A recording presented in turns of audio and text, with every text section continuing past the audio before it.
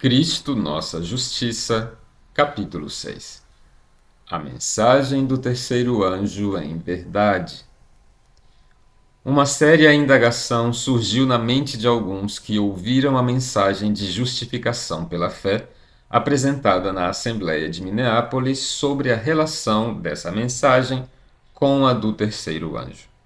Em sua perplexidade, alguns escreveram à senhora Ellen G. White solicitando-lhe uma manifestação de seu pensamento a respeito. No que concerne a esta inquirição e sua resposta, temos sua declaração publicada, que é a seguinte: várias pessoas me escreveram perguntando se a mensagem de justificação pela fé é a mensagem do terceiro anjo, e respondi-lhes: é verdadeiramente a mensagem do terceiro anjo. Review and Herald, 1º de abril de 1890. Há mais nesta declaração do que uma breve, clara e positiva resposta a uma pergunta.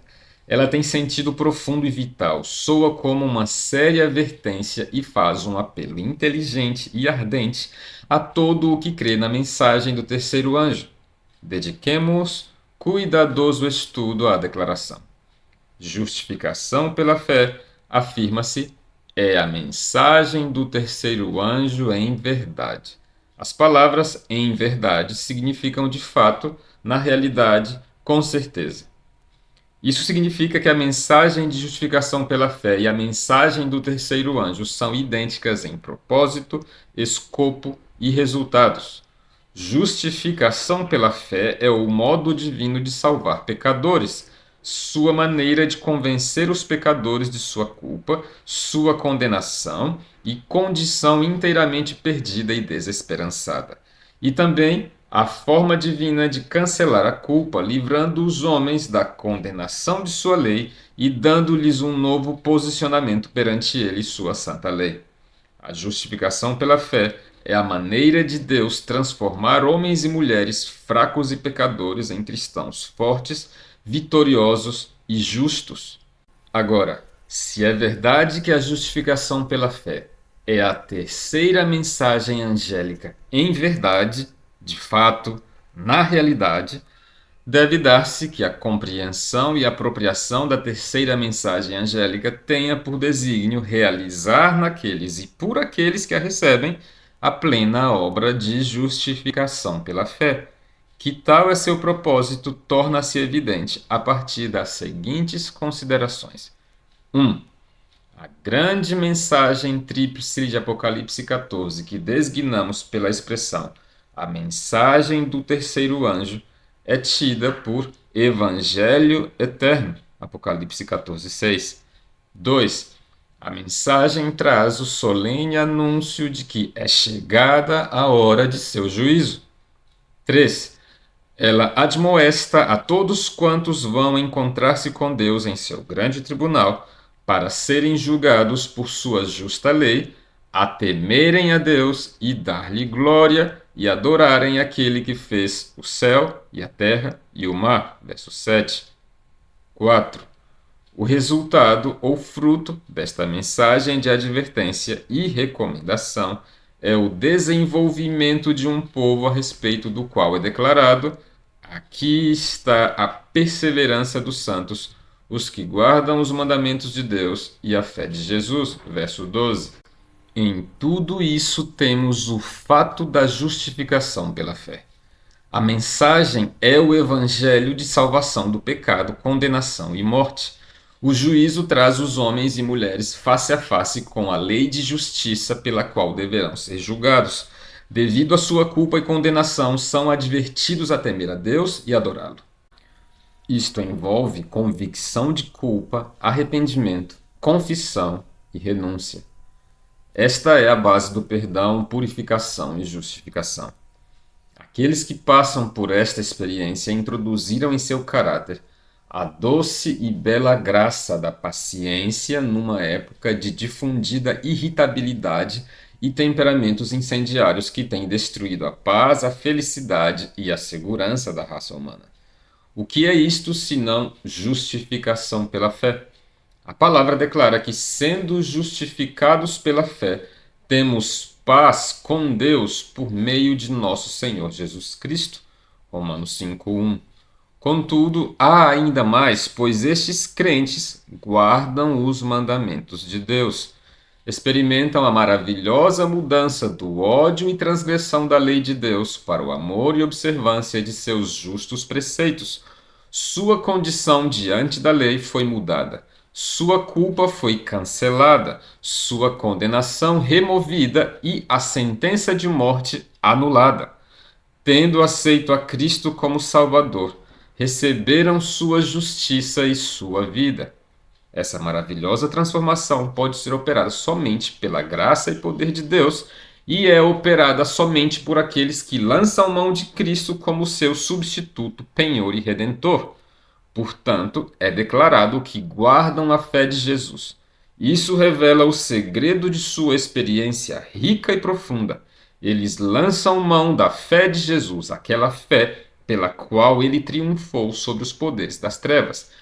Quando o pecador crê que Cristo é seu Salvador pessoal, então, segundo suas infalíveis promessas, Deus perdoa seus pecados e os justifica gratuitamente. A alma arrependida reconhece que sua justificação se dá porque Cristo, como seu substituto e penhor, morreu por ele como sua expiação e justificação. Review and Herald, 4 de novembro de 1890. Como já assinalado, encontramos nas experiências daqueles que triunfam na mensagem do terceiro anjo todos os fatos da justificação pela fé.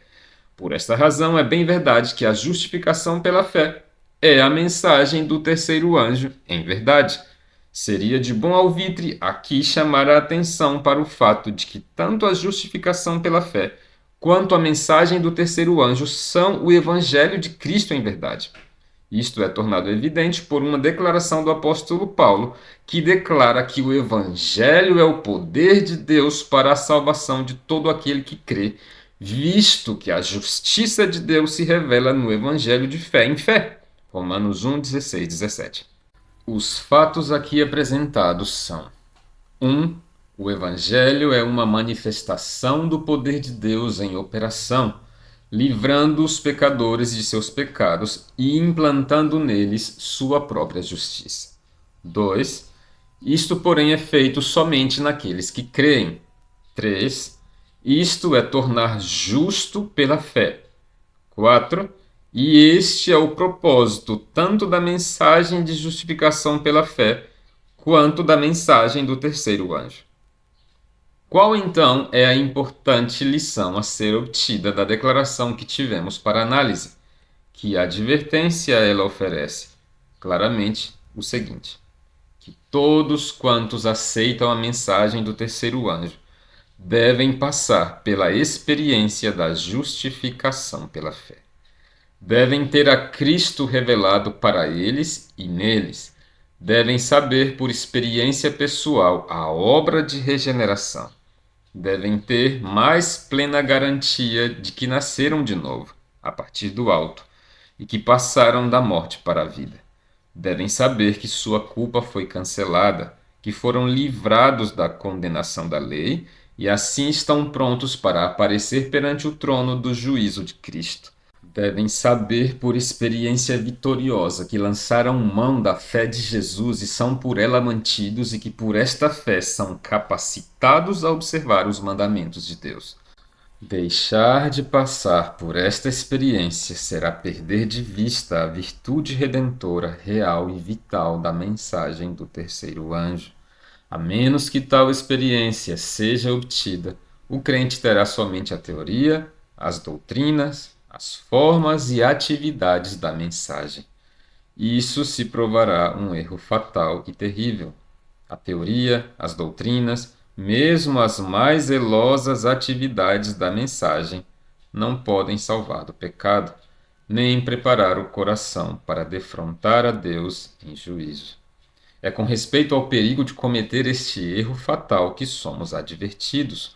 O formalismo, ter a forma de conhecimento da verdade na lei, sem ter uma experiência real em Cristo, é a rocha oculta que tem despedaçado incontáveis milhares de professos seguidores de Cristo, e contra esse perigo somos seriamente advertidos.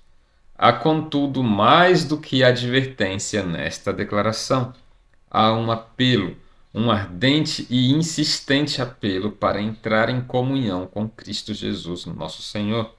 Há um apelo às mais elevadas altitudes da experiência cristã. Há a garantia de que, quando somos justificados pela fé, temos paz com Deus e seremos capazes de regozijar-nos continuamente na esperança da glória de Deus. Há a promessa de que não seremos envergonhados por derrota em nosso conflito com o pecado, porque o amor de Deus tem sido derramado amplamente em nossos corações pelo Espírito Santo que nos foi dado. Romanos 5, versos de 1 a 5.